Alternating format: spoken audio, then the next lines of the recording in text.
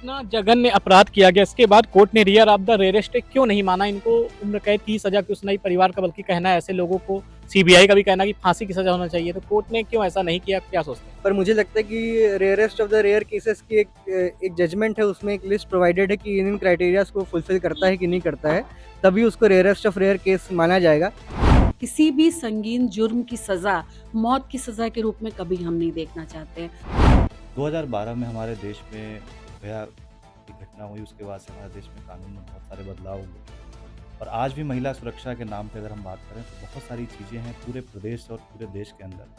कहीं न कहीं उस तरीके से व्यक्ति बाहर निकल के उस पे बात नहीं करता है। मैम, जो ये कोलकाता में केस हुआ था, इस केस को लेकर वहाँ की कोलकाता की जो अदालत थी, उसने आरोपी को उम्र कैद की सजा दी। इस केस को कैसे देखती है अपने नजरिए से आप? देखिए, गवर्नमेंट ने तो बहुत अच्छा किया है, लेकिन जो ये सब चल रहा है कि लड़कियों के साथ कहीं रेप हो जा रहा है, कहीं हत्याएँ हो रही हैं, तो ये सब चीज़ें तो सही नहीं है। लेकिन गवर्नमेंट हमारी बहुत अच्छा कर रही है कि जल्द से जल्द उनको पकड़ करके और उम्र कैद की सज़ा सुनाई। तो इससे मैं बहुत खुश हूँ कि उन्होंने बहुत अच्छा फैसला लिया है और लड़कियों के लिए भी एक तरह का सेफ पॉइंट है। भैया, क्या नाम आपका? जी, मेरा नाम एडवोकेट ध्रुव श्रीवास्तव है कि मैं लखनऊ हाई कोर्ट में प्रैक्टिस करता हूँ और सर्विस और क्रिमिनल मैट्रिमोनियल मैटर्स देखता हूँ। भैया, कोलकाता में पिछले साल जो लेडी डॉक्टर के साथ घटना घटित की गई थी, उसको लेकर कल निजी अदालत कोलकाता का फैसला आया, उसको उम्र कैद की सजा हो गई है, तो क्या सोचते हैं आप? जी, बिल्कुल सही फ़ैसला है और मैं पूर्ण समर्थन देता हूँ इस फ़ैसले को, और ज़रूरी भी है क्योंकि ये क्राइम अगेंस्ट सोसाइटी बहुत ही ग्रीवियस नेचर का था। तो ये ज़रूरी है कि ऐसा प्रेसिडेंट सेट किया जाए जिससे मतलब सोसाइटी में चेंज आए ना। और उसमें ये बात भी हुई थी शायद कि कि इनको फांसी की सज़ा दी जाए। पर ये भी है कि एक रिफॉर्मेशन ऑफ द सोसाइटी की टुवर्ड्स भी कोर्ट को ऑर्डर देना चाहिए। तो उसको मद्देनज़र रखते हुए ऑर्डर बहुत ही फेयर आया है। तो यही मेरा कहना है इसके बारे में। इतना जघन्य अपराध किया गया, इसके बाद कोर्ट ने रियर ऑफ द रेयरेस्ट क्यों नहीं माना इनको? उम्र कैद की सजा क्यों सुनाई परिवार का? बल्कि कहना है ऐसे लोगों को, सीबीआई का भी कहना है कि फांसी की सजा होना चाहिए, तो कोर्ट ने क्यों ऐसा नहीं किया? क्या सोचते हैं? देखिए, इस पे तो मैं कोई टिप्पणी नहीं कर सकता कि कोर्ट ने ऐसा क्यों नहीं किया। पर मुझे लगता है कि rarest of the rare cases की एक जजमेंट है, उसमें एक लिस्ट प्रोवाइडेड है कि इन क्राइटेरियाज़ को फुलफिल करता है कि नहीं करता है, तभी उसको रेयरेस्ट ऑफ रेयर केस माना जाएगा। और माननीय न्यायाधीश ने अगर उस पे जुडिशियल माइंड अप्लाई किया है, तो ज़रूरी ही कोई इम्पोर्टेंट पॉइंट देखा होगा, इसकी वजह से ही नहीं किया। अब ये तो गवर्नमेंट के ऊपर है या फिर पार्टी के ऊपर है कि वो जाके सुप्रीम कोर्ट अपील करना चाहें तो करें। पश्चिम बंगाल की मुख्यमंत्री ममता बनर्जी ने कहा है जो निजी अदालत का फैसला है उससे वो खुश नहीं है। वो कह रही है हम हाई कोर्ट जाएंगे।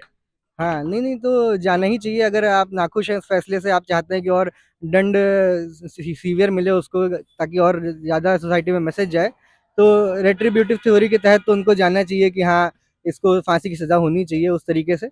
पर अगर इसको इसी दूसरे आउटलुक से देखा जाए कि रिफॉर्मेटिव थ्योरी का अभी जैसे जो ओपन प्रिजन्स का भी आपने सुना होगा कि ओपन प्रिजन्स के ऊपर भी काम हो रहा है, तो उसका मेन ऑब्जेक्टिव वही है कि रिफॉर्मेशन की तरफ सोसाइटी को लीड करना चाहिए, ना कि जो क्रिमिनल्स है उनका रिफॉर्मेशन हो। तो अगर उस थ्योरी के हिसाब से देखा जाए तो रिफॉर्मेटिव थ्योरी के हिसाब से वो चीज़ सही भी है कि आपने फांसी की सज़ा नहीं दी। पर ये है कि मतलब अगर सरकार को ऐसा लगता है, और सही बात भी है कि ऐसे क्राइम्स को फेवर तो नहीं मिलना चाहिए, तो अगर अपील करना चाहते तो बिल्कुल अपील करनी चाहिए, और हो सकता हो कि हाई कोर्ट इसमें और अच्छा कोई फैसला सुनाए। मैम, जो कोलकाता का मामला था, उस मामले को लेकर कल निजी अदालत ने कोलकाता में उम्र कैद की सजा आरोपी संजय राय को दी है। इस पर क्या कहेंगे मैम? सज़ा जो सुप्रीम कोर्ट ने जो फैसला दिया है वो सीबीआई जांच चल रही थी और हम उस फैसले का वेलकम करते हैं। ये केस बहुत रेयर केस ऐसा है कि 6 मंथ के अंदर एक रेप केस को बहुत जल्द फैसला मिल गया और आरोपी को सज़ा हो गई, इसके लिए हम खुश हैं। मैम, जो सीबीआई की मांग की जाए, सीबीआई लगातार मांग कर रही थी कि जो आरोपी है इसको फांसी की सजा मिले, और लड़की का जो परिवार है, माता पिता है, वो भी कहते हैं इसको फांसी की सजा मिले। इस पर क्या कहेंगे?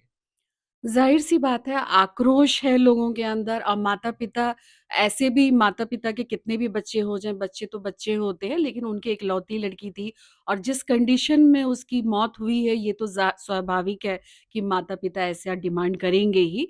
सुप्रीम कोर्ट का भी अपना एक काम था, जो उन्होंने एक डिमांड किया कि इसको मौत की सज़ा मिले, लेकिन हम एक फेमिनिस्ट एक्टिविस्ट हैं और ह्यूमन राइट्स पे हम लोगों का काम है, महिला मुद्दे पर हम लोग सघनता से देखते हैं, लेकिन कभी भी हम किसी भी संगीन जुर्म की सज़ा मौत मौत की सज़ा के रूप में कभी हम नहीं देखना चाहते हैं। हम हमेशा रिफॉर्मिस्ट जस्टिस पे विश्वास रखते हैं और जो सुप्रीम कोर्ट ने जो फैसला सुनाया है, उम्र कैद की सज़ा, वो सही है। सर, कोलकाता का जो मामला था, उस मामले को लेकर जो निजी अदालत थी, उसने फैसला सुनाया, जो आरोपी संजय राय था, सर उसको उम्र कैद की सज़ा दी। इस केस को कैसे देखते हैं सर आप? सबसे पहले मैं आपके दर्शकों को बहुत-बहुत धन्यवाद दूँगा और क्योंकि ये बहुत ही सेंसिटिव मामला है कोलकाता रेप केस या आरजीकर जो कॉलेज में घटना हुई थी, उससे पूरा देश कहीं न कहीं एक सदमे में था। और जहाँ तक मेरी जानकारी है कि वहाँ के कोर्ट ने माननीय उच्च न्यायालय ने जो भी फ़ैसला दिया है, ठीक है, वो फ़ैसला कुछ न कुछ सोच समझ के दिया होगा, उस पे टिप्पणी करना मेरे लिए सही नहीं है। 2012 में हमारे देश में निर्भया की घटना हुई, उसके बाद से हमारे देश में कानून में बहुत सारे बदलाव हुए और आज भी महिला सुरक्षा के नाम पे अगर हम बात करें तो बहुत सारी चीज़ें हैं पूरे प्रदेश और पूरे देश के अंदर, कहीं न कहीं उस तरीके से व्यक्ति बाहर निकल के उस पे बात नहीं करता है। तो कहीं न कहीं इस कानूनों में बदलाव की ज़रूरत है, समय की माँग ये है। महिला सुरक्षा के साथ-साथ अगर कोई भी डॉक्टर्स या कोई भी महिला वर्कर है वो अपने प्लेस पे जहाँ पे वो कार्यक्षेत्र है उसका, उस कार्यक्षेत्र में उसके लिए एक सेफ्टी मेजरमेंट कम से कम जो पैरामीटर है वो होने चाहिए।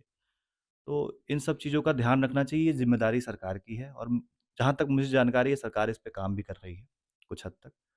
और बाकी जैसा माननीय उच्च न्यायालय के जो इस पे ऑर्डर हैं उसको न्यायालय फ़ॉलो कर रही है। सर, जिस तरह की घटना हुई, पूरा देश हिल गया। आगे ऐसी घटनाएँ ना इनको लेकर आपके हिसाब से क्या ऐसे नियम्स आने चाहिए, क्या ऐसी सुविधाएँ होनी चाहिए जो बच्चों को मिले, जहाँ काम करे लड़का हो या लड़की हो, सुरक्षा की दृष्टि उनके लिए क्या प्राथमिकता होनी चाहिए ऐसे सरकार की भी वैसे आपके हिसाब से?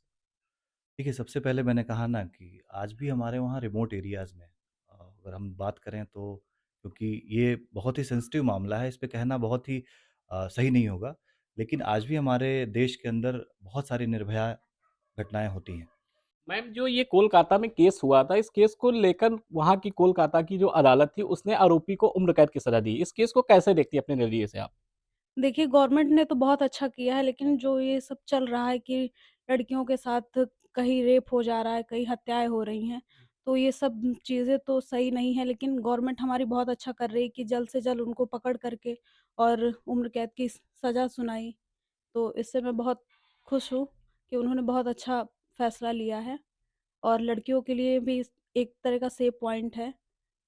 मैम, जैसे कहते हैं कि लड़की के जो परिजन थे, उनका कहना है कि लड़की को उम्र ऐसे लोग जो अपराध करते हैं, इनके लिए फांसी होनी चाहिए। आप एक लड़की हैं, आपके नज़रिए से आप क्या सोचती हैं? कितना कठोर इनको दंड देना चाहिए ऐसे लोगों को?